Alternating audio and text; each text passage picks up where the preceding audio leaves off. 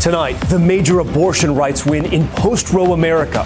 Voters in Kansas turning out in huge numbers, upholding that red state's right to an abortion, the first election of its kind since the overturning of Roe versus Wade. So will other states let voters decide? And could this momentum boost Democrats ahead of the midterms? Plus, the executive order just signed by the president that could broaden access to abortions. Karma in court, the shocking moments from the defamation trial of conspiracy theorist Alex Jones. Attorneys for the parents of the Sandy Hook victims accusing Jones of perjury, revealing his own attorney accidentally sent them text messages that Jones failed to share with the court. The jury now deliberating. Also, the U.S. sanctioning the rumored girlfriend of Russian President Vladimir Putin, a 39-year-old former Olympic gymnast known as Russia's most flexible woman. The Biden administration now targeting Putin's closest allies as the war in Ukraine rages on. House of Horrors, the 12-year-old found on an Alabama highway after she was held captive and tortured. The child managing to escape by chewing through her restraints. The even more horrific scene police discovered inside that home. Saved in seconds, the heart-stopping video showing a paraglider in a free fall and plunging thousands of feet as he gets tangled in his parachute. What he told Top Story about the life-saving move just moments before impact. And coming for the Queen, the backlash following Beyoncé's new album that is forcing the irreplaceable pop star to make changes to some of her songs. Top Story starts right now.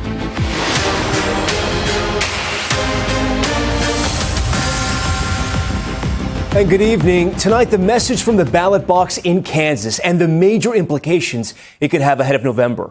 Voters in Kansas overwhelmingly rejecting an amendment that would have removed abortion protections from the traditionally red state's constitution. It was the first state to put abortion on the ballot since the Supreme Court overturned Roe versus Wade in June. And fresh off that abortion rights victory, President Biden signing an executive order today that would help women cross state lines to get the procedure. Democrats now hoping reproductive rights are a winning issue come November, giving Democrats a leg up in the midterms possibly. But also last night, several Republican candidates backed by former President Trump winning their primaries, showing his influence in the GOP is still quite strong. More on that in just a moment. But we begin tonight with Kristen Welker from Washington. Tonight, shockwaves across the country after Kansas voters turned out in unexpected numbers to uphold abortion rights in a red state. Turnout was staggering, approaching levels typically seen during a presidential election. 59% of Kansans voted to uphold the state's constitutional right to an abortion, currently legal up to 22 weeks. I'm so overjoyed. Dasha Burns was with abortion rights advocates when the results came in. Relief, excitement, joy. We will not let the government overreach into our personal rights. We just won't. We said no. Tonight, abortion rights opponents vowing to fight on. This is something that's a long-term effort, of course. We are in this because we believe very strongly in protecting both women and babies. Democrats are now hoping Kansas is a bellwether for November. At the White House, President Biden looking to capitalize, signing an executive order that aims to protect women traveling out of state for abortions. The voters of Kansas sent a powerful signal that this fall the American people will vote to preserve and protect the right and refuse to let them be ripped away by politicians. But analysts caution Kansas was an election where much of the focus was on the single issue of abortion, and Democrats are still bracing for the possibility of losses, with inflation at a 40-year high and President Biden's approval ratings low. Could what we saw in Kansas foreshadow a game changer in November? The abortion issue is a motivating one for voters that Democrats need to turn out to vote. But the economy is looming out there as a very, very big issue for voters, and that's where Republicans have an advantage. Abortion likely a top focus in at least 6 key states where candidates are sharply divided over the issue and where the policy is unsettled. All right, Kristen joins us now live from the White House tonight. So, Kristen, I know you and Chuck Todd spent a lot of time last night analyzing what was happening in Kansas in real time as the votes were coming in. You said it sent shockwaves, and I think you're right. Explain to our viewers how that vote was widespread in one of the most conservative states in the country, with historically a pretty high voter turnout for this type of election.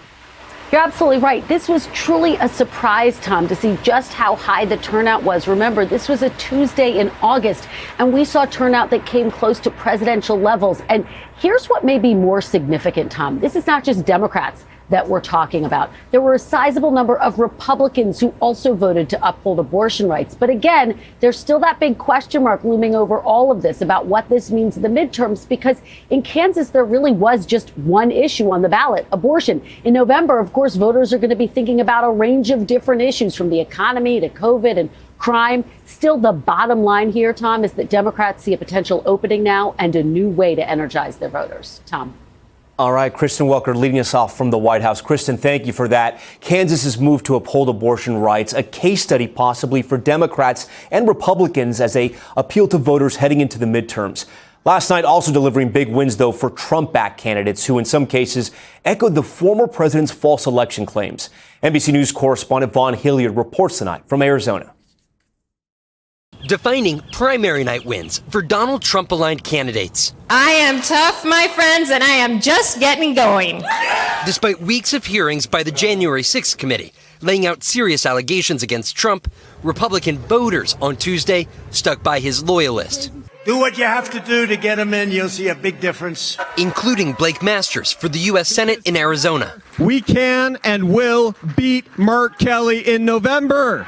And other hardline election deniers in the state. And Kari Lake is leading for governor in a race that's too close to call. The MAGA movement rose up and voted like their lives depended on it. Trump also helped oust Rusty Bowers, who testified about the pressure he faced to overturn Arizona's 2020 election. The Arizona House Speaker lost to a Trump-endorsed challenger. In Missouri, Senate candidate Eric Schmidt with the win. We need America First fighters who will advance the America First agenda. Over in Michigan, Congressman Peter Meyer, one of 10 House Republicans who voted to impeach Trump last year, lost his race against a Trump ally. We're just sick of the politics, sick of everything being a question of fear or anger. All right, Vaughn joins us now from Phoenix. Vaughn, let's talk about Kari Lake right there in Arizona. That contest still too close to call. Can you walk our viewers through what the timeline is of how they're going to count those other ballots and any sense of who's going to win this? Yeah, we could be looking at multiple days ahead of these ballots being processed.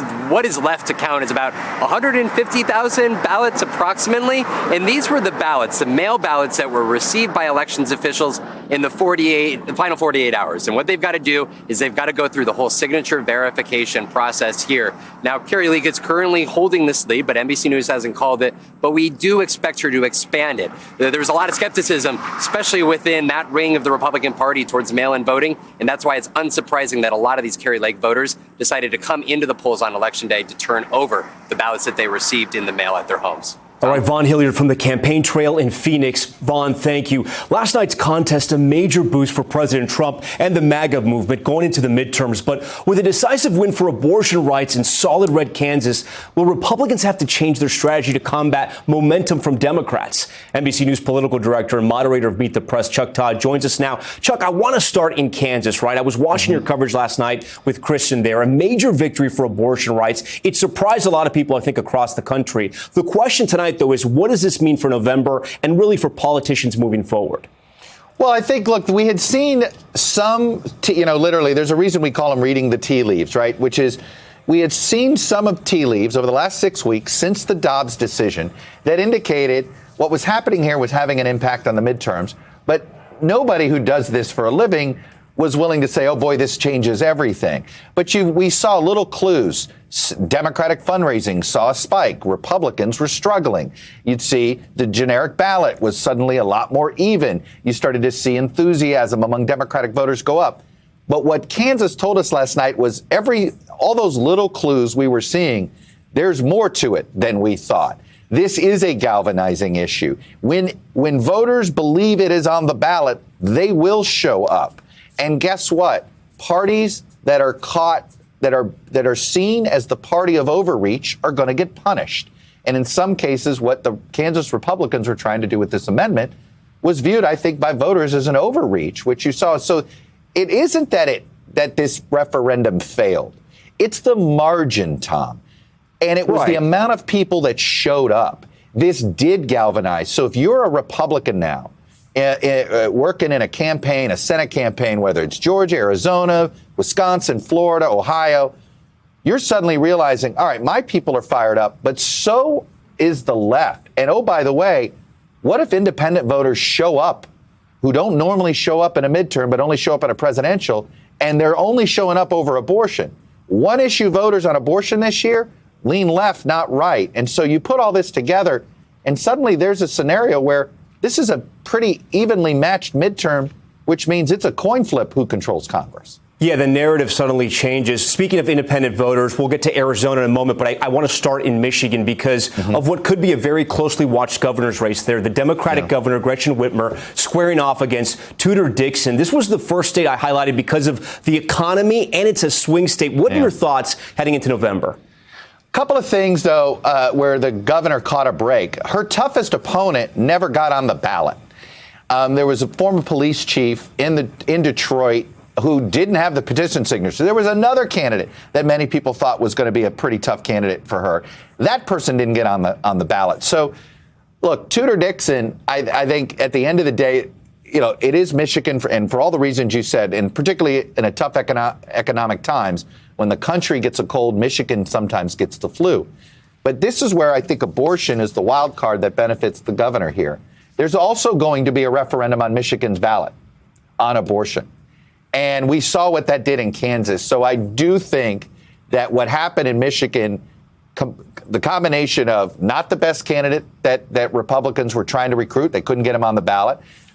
Tudor Dixon was sort of a compromised choice with what was remaining. And look, to her credit, she did seem to unite both the establishment wing of Michigan Republicans and the Trump wing. But I'll tell you, I think the power of the abortion issue and the fact that Michigan is a state that the minute Roe was overturned, there was an immediate ban on the books. So it's more front and center for voters. So I do think that in an odd way, Governor Whitmer can win in a bad economic environment because of the intensity of the abortion issue. So I don't know if the Michigan governor's race is going to be the same type of bellwether on how on the economy as a powerful issue than I think it would be without the abortion issue sitting there. And also where inflation is, where the economy is in 2 or 3 months. I do want to move on now to Arizona. We covered Arizona a lot here on Top Story because I was fascinated by the race, the primary race for governor on the Republican side. A lot of people thought Kari Lake might run away with this. What's your takeaway? An incredibly close race there right now. Well, part of it is there's a lot of bad public polling in Arizona and a lot of the cheap polling that unfortunately too many of the national political polling sites that I think, and I'm not going to get into it, but how they aggregate polling is not, aggregating news is one thing. Aggregating this polling is a terrible idea and it can be misleading. But I think part of the reason, because my understanding, the professional pollsters never had it a runaway. They always had it pretty tight here. But the fact of the matter is the Arizona Republican Party has been this divided. This goes back pre-Trump. And there's always been this sort of very right wing that's been very ascendant in the party at times. For instance, John McCain, when he was a United States Senator, Tom, was censured by the Republican Party in Arizona 10 years ago. This was before the era of Trump. So this was already, there was already this sort of a fringe element that was ascending inside the Arizona Republican Party. And Trump, in some ways, electrified it. Kari Lake has tapped into it. And so, look, this is, you point out, this is probably the state that Trump's allies did the best in. This is a Trump ticket up and down the ballot. And I'll tell you, I think it's a real test. I think if Democrats sweep these races in Arizona, it should be a wake-up call to national Republicans that in a battleground state, if you're too close to Trump, it's a problem. Chuck Todd, we thank Chuck and our entire political team for a big night off the campaign trail. Chuck, thank you. Next tonight, a bombshell day in the court case involving conspiracy theorist Alex Jones, who for years has claimed the massacre at Sandy Hook was a hoax. Today, for the first time, under oath, he admitted it was real, but that wasn't all. Attorneys for the families taking Jones by surprise with what he called a Perry Mason moment. Here's Ann Thompson. Alex Jones' stunning admission came during a contentious cross-examination. It's 100% real. Finally conceding the Sandy Hook school shooting did happen. After years of insisting on his InfoWars show, the massacre was a hoax. How could you believe any of it? It's 100% real, and the media still ran with lies that I was saying it wasn't real. The parents of Jesse Lewis, one of 20 first graders who died in the massacre, are seeking $150 million in damages. To restore the honor and the legacy of my son that was tarnished by Mr. Jones. Jones blasted Jesse's father on his show yesterday. He is being manipulated by some very bad people. I mean, I'll just say it because I got to be honest. He's slow. But in court, he faced Jesse's mother. Jesse was real. I am a real mom. Testifying their 6-year-old son and their pain were real. The conspiracy theorist has been a difficult witness. This is not your show. Admonished yesterday by the judge for lying on the stand. You're already under oath to tell the truth. You've already violated that oath twice today. And today he was caught in another lie by the plaintiff's attorney. Your attorney's messed up and sent me an entire digital copy of your entire cell phone with every text message you've sent for the past 2 years. Including text messages about Sandy Hook Jones failed to share, as ordered by the court. And that is how I know you lied to me when you said you didn't have text messages about Sandy Hook. Did you know that? The jury will determine what, if anything, Jones must pay. Ann Thompson, NBC News. All right, for more on this stunning revelation, I want to bring in NBC News senior reporter Ben Collins, who covers disinformation, extremism, and the internet for us. So, Ben, let's go back to that moment. The Sandy Hook lawyer reveals he has these text messages to a gobsmacked Jones. It is literally right out of a courtroom drama, and it seems like karma came for Jones on the stand today, a man who seemingly has made millions spreading falsities, now caught in lies of his own, possibly perjuring himself. Yeah, it's actually, the fact is he made more than we ever thought he made. And that's what we learned today through these text messages.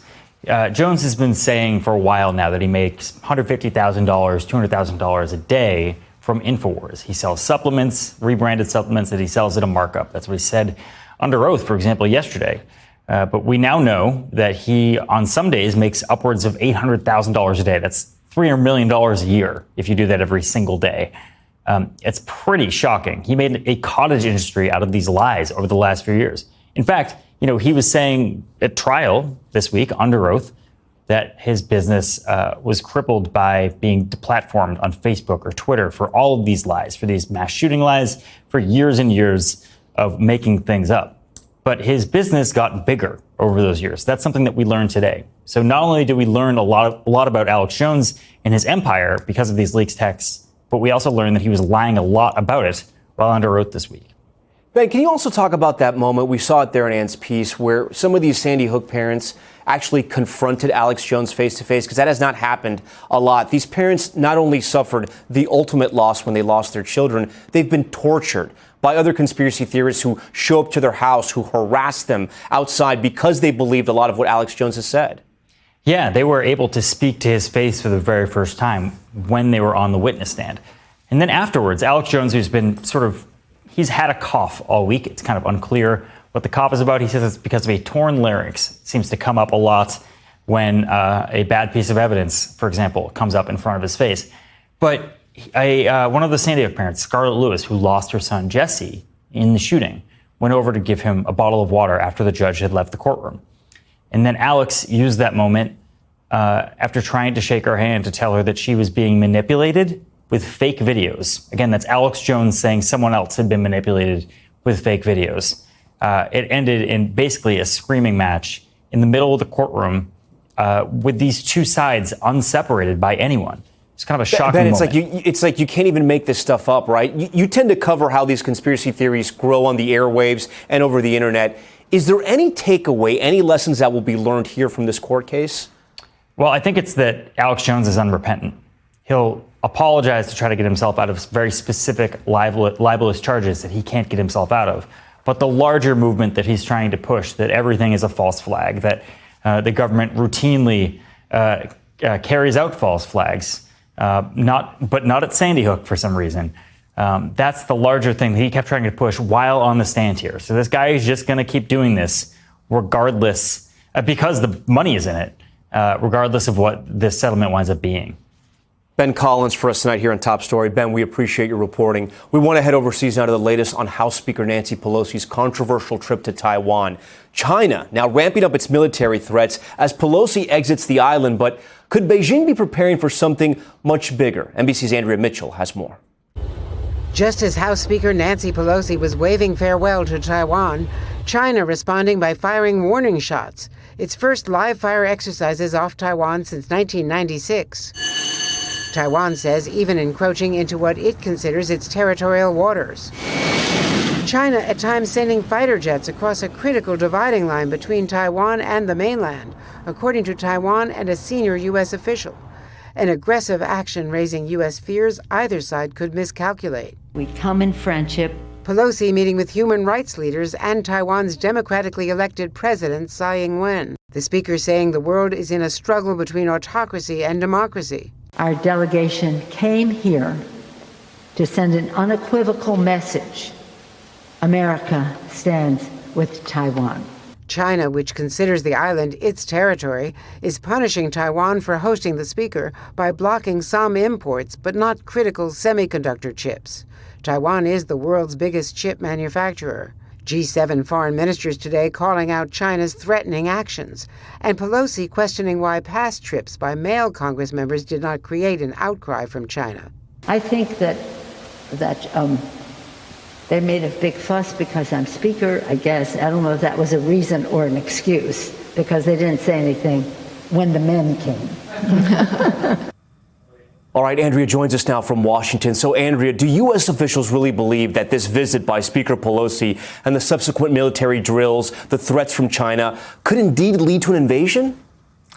No, they don't, Tom, but here's the thing. A senior U.S. official tells us tonight the U.S. does not think China plans to invade now. Does eventually, but not now. The worry, though, if China gets too close to Taiwan, if their military keeps going this close, and Taiwan then overreacts, this could spiral out of control, and then you have a military conflict. Andrea Mitchell for us tonight. Andrea, we appreciate that. We want to stay overseas. The U.S. today announcing a new target for sanctions over the Ukraine war. And for Russian President Vladimir Putin, this is now personal. The Treasury Department targeting the woman rumored to be Putin's mistress and one of his closest allies. NBC's Josh Letterman has this story. Tonight, new U.S. sanctions targeting some of Vladimir Putin's closest allies, including Alina Kabaeva, the woman rumored to be the Russian president's girlfriend.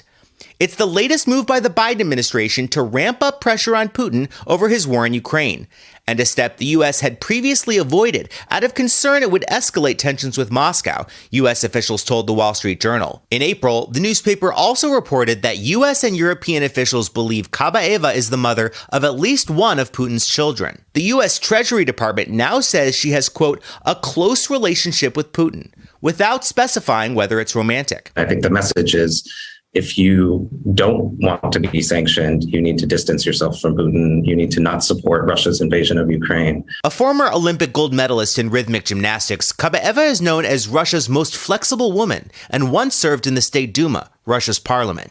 She's now the chairwoman for the National Media Group, a state-aligned conglomerate that owns a variety of Russian news media, TV, and film companies. The new sanctions freeze any assets Kabaeva has in the U.S. and bar U.S. persons from doing business with her. Does this effectively cut Kabaeva off from the Western financial system?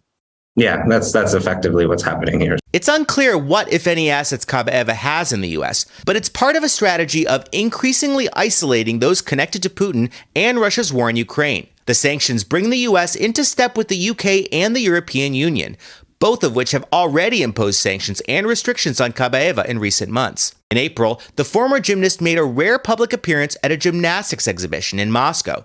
She spoke at the event, called the Alina Festival, in her honor. У каждой семьи есть история войны, и мы ни в коем случае не должны забывать про это, а передавать из поколения в поколение. She made the comment standing in front of Z's, a symbol that's become a mark of support for Russia's invasion of Ukraine. We reached out to the National Media Group she chairs for comment, but didn't receive a response. In 2008, a Russian tabloid reported that Putin had divorced his wife at the time and planned to marry Kabaeva. Putin vigorously denied the story, and hours later, publishers shut the paper down. All right, Josh joins us tonight from Kyiv. Josh, if I remember correctly, there was some hesitation to go after Putin's girlfriend. Do we know what changed for U.S. officials?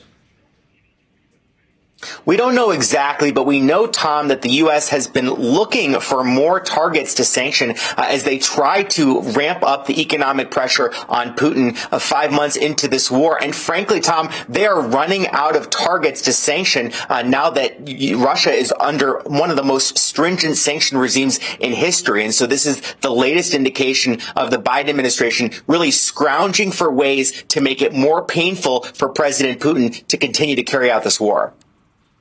Josh Lederman from Ukraine tonight for us. Josh, we thank you for that. Now back here to home to Alabama, where authorities say a 12-year-old girl escaped from an accused kidnapper and led investigators to 2 bodies and a nightmarish crime scene. We do want to warn you, this story is incredibly disturbing. NBC's Stephen Romo reports. Tonight, a 12-year-old Alabama girl being called a hero for escaping a horrifying kidnapping held captive in her own home. Authorities say they found even more gruesome discoveries in that house. 2 decomposing bodies. One, her mother, and the other, her brother. To have a crime scene of this nature and also a 12-year-old juvenile to deal with it's a horrendous situation. Law enforcement officials say they got a report from a driver on Monday about a preteen girl wandering down a road in Tallapoosa County, northeast of Montgomery. The sheriff says she had not been reported missing. We always say something, say something. We're very appreciative to the people that actually came forward. She was taken to get medical treatment, and the sheriff's office launched an investigation. The criminal complaint lays out days of disturbing torture. The girl had been tied to bedposts where she was abused and kept incapacitated with alcohol. And she managed to escape only after chewing through her restraints, even damaging her braces in the process.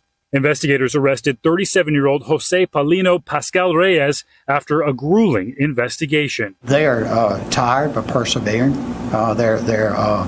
They've done an excellent job. You put away your tiredness and you put away everything else and focus on having the results. One of the victims has been identified as the suspect's girlfriend, Sandra Vasquez Ceja. Court documents allege Pascal Reyes smothered her to death with a pillow. The other victim was her child, identified only by his initials. Pascal Reyes is charged with capital murder of a child under 14 years old. The criminal complaint goes on to accuse Pascal Reyes of abusing a corpse in an attempt to hide the evidence. The county sheriff says the 12-year-old is now getting care and recovering. She's a hero, gave her medical attention, and she's safe now. And so we want to keep her that way. All right, Stephen Romo joins us now live from our top story studio in New York. So, Stephen, I want to ask you, we know Jose Reyes has now spoken to authorities. He's under arrest. What has he said or what hasn't he said? Yeah, it doesn't seem like he's said very much, Tom. We know he did face a judge for the first time today, and it seems as though his court-appointed attorney has not been able to be reached by anyone yet for a comment on the situation. But just incredibly, at the core of this story, that 12-year-old girl's brave escape brought all of this to light, and who knows when that would have happened if it weren't for what she was able to do. Tom? A brave escape, but you can't even imagine what she has just lived through. Okay, Stephen, thank you. Still ahead tonight, that catastrophic flooding in eastern Kentucky. Towns washed away, residents struggling to find food and basic supplies. Some families still hoping to reunite with missing loved ones. We'll tell you about them. Plus, the midair scare, the TikTok video showing a broken window on a Vegas-bound Southwest flight. What the airline is now saying. And the terrifying video showing a paraglider plunging out of control after an issue with his parachute. How he saved himself just a second or two before impact. Stay with us.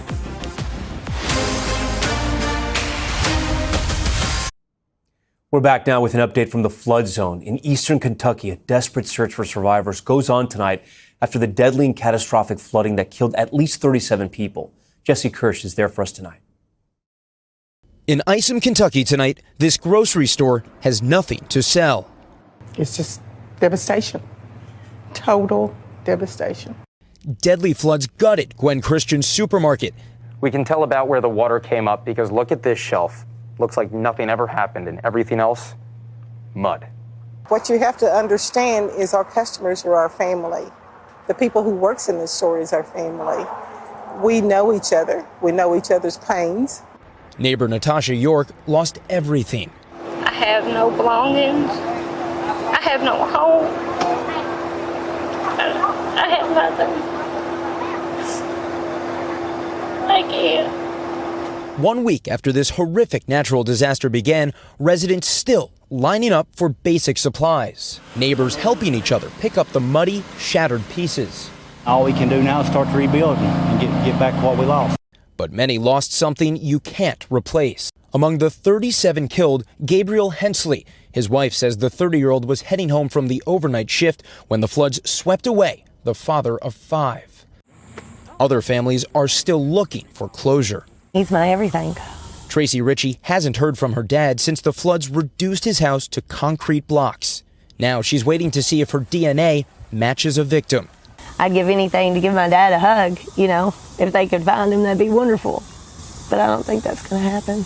Grief, compassion, but also perseverance, rising from the brutal force of nature. Tom, this is another look at the scope of this calamity. That home is crumbling, but the water did not stop there. It kept going all the way up this driveway into this home. And you can see all of these items. This is all now trash. The governor says these communities are now facing what he calls vicious heat. But thankfully, the governor also says from yesterday to today, the number of power outages went down by nearly half. Tom? That is a little bit of good news right there. All right, Jesse Kirsch, still from the flood zone tonight for Top Story. Jesse, thank you. The flood threat may be over, but that area now bracing for dangerous heat. 100 million Americans under heat alerts from Texas to Maine. So I want to bring in meteorologist Bill Cairns. And Bill, you've been telling us all week about this heat. Yeah, it's finally going to arrive in the Northeast and New England in a big way. So why is it so hot? I mean, yes, it's the middle of summer. It's expected to be hot, but it's been so persistent. We've used the word heat dome a couple times this summer. We actually kind of have 2 heat domes out there right now. We have one in the Southwest and one out what we call the Bermuda High. And these two are just dominating the weather map, and they're just pumping all the warm air up through the drought-stricken areas from Texas to Oklahoma to Wichita. And now the East Coast is getting into it. The jet stream, all that cool Canadian air, it's far to the north. It's not arriving anytime soon, so it's going to stay very hot. And even at this hour, Shreveport feels like 107, 104 in Little Rock. It's not exactly enjoyable in Raleigh either. It still feels like 98 degrees as the sun is getting ready to set. And all of this heat is on the move from the middle of the country to the Northeast. We're now at about 89 million people. That number's been reduced a little bit because Chicago dropped off, also Kansas City. And the reasons those areas cooled off was because of thunderstorms. So they're happy to get those. Here's the record numbers that are possible tomorrow. Hartford, Connecticut, 101 is the forecast. That would shatter the old record high of 96. If Albany, New York hits 98, that'll be the warmest temperature in 10 years. So this isn't your everyday heat wave for New England and interior Northeast. This will be an extraordinarily warm day tomorrow. The humidity won't be so high, but the temperatures are just going to soar. We could also break records in New Hampshire, areas of Pennsylvania, even close to D.C. will come close, but probably not get there. And the heat just goes on right into the weekend, especially back in the middle of the country. And I'll finish with this, Tom. You talk about power outages. Kentucky's okay with this one, but we already have 200,000 people that have lost power this evening with this line of thunderstorms that's moved through St. Louis, Chicago, and a lot of people without power in Michigan. A lot of storms there on the radar. All right, Bill, we appreciate it. We want to turn now to some heart-stopping new video we just got. A professional paraglider caught on camera in a free fall after he became tangled in his parachute. His mother watching in horror below, but he told Top Story how one quick thinking move saved his life. Gotti Schwartz with that video and this story. Tonight, terrifying video of professional aerobatic paraglider Kevin Phillips plummeting thousands of feet out of the sky. As he was completing his second training run of the day, a gust of wind causing turbulence. His parachute getting caught on his left arm. Everything was going well, but then my left hand got stuck somehow. Sending him into a free fall. Just descending with a massive speed, accelerating really quick. His mother watching from the ground. In this moment, I was just functioning. I didn't think really far. I knew I needed to function. So I did everything I knew what I need to do. His rescue chute getting tangled in the fray, but finally, with the ground quickly approaching, he's able to manually release it. I would say 1 or 2 seconds before impact, I was able to open it. Oh my God! I was surprisingly calm mentally. It doesn't look maybe from outside or at the footage, but yeah, I knew exactly what I needed to do, and in the end, I got really lucky. During the fall, he says it was his mom on his mind, not whether or not he would live to tell the tale. My mother was actually there on takeoff, and we're watching just me going down like a stone. When I fall down, I knew like they see me, and so I was. My heart or my thoughts were with them. For me, it didn't matter if I crash and I die, like your dad doesn't, affect me that much after that point. But even after this fall, Philip says he'll be back in the air tomorrow. I had to rethink and to consider if it's worth it or not. Yeah, and I had to say at this point, it's completely worth it. It was never a question if I should leave the sport or if I should stop doing that. It gives me too much pleasure, too much fun and excitement. All right, Gotti joins us now in studio. So, Gotti, Phillips survives this. How badly was he hurt? Because, as you just reported, he wants to do this again? Yeah, he was badly hurt. And not only that, this is not the first time. 5 years ago, he crashed into a mountain. He was paralyzed from the waist down for 3 months, ended up rehabbing himself out of a wheelchair after 6 months. Back up in the air. Maybe the universe is telling him something, but maybe not. Some people you just can't keep on the ground, Right. That is so true, Gotti. Okay, we thank you for that. When we come back, the shock in Washington, the U.S. Congresswoman and 2 of her staffers killed in a head-on crash in Indiana. What police say happened. That's next.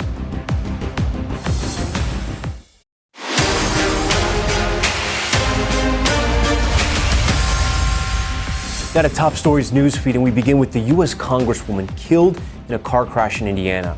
Police say Republican Representative Jackie Walorski was killed when a driver crossed over the median and crashed head-on into her SUV in Elkhart County. 2 of her staffers and the other driver also killed. Walorski represented Indiana's 2nd Congressional District. Flags ordered at half staff at the White House and the Capitol. Now to another plane scare, this one on a Southwest flight. Check this out. Video posted to TikTok shows a broken window on board a Las Vegas-bound flight. Southwest telling NBC News the inner pane of the window was damaged, but cabin pressure remained stable. No injuries reported. The plane was repaired and has resumed operations. The NFL has appealed the 6-game suspension for Cleveland Browns quarterback Deshaun Watson we told you about earlier this week. In a statement, the league said it will seek a tougher penalty for Watson for violating its personal conduct policy. Watson has been accused of sexual assault and sexual misconduct by more than 24 women. He has denied any wrongdoing. And the new Batgirl movie is scrapped by Warner Brothers despite costing them nearly $90 million. The movie starring Leslie Grace and huge names like Michael Keaton, Brendan Fraser, and J.K. Simmons was reportedly in post-production and was set to be released on HBO Max later this year. No word on why it was cut, but the directors posting a statement to social media saying they were, quote, saddened and shocked by the news. Okay.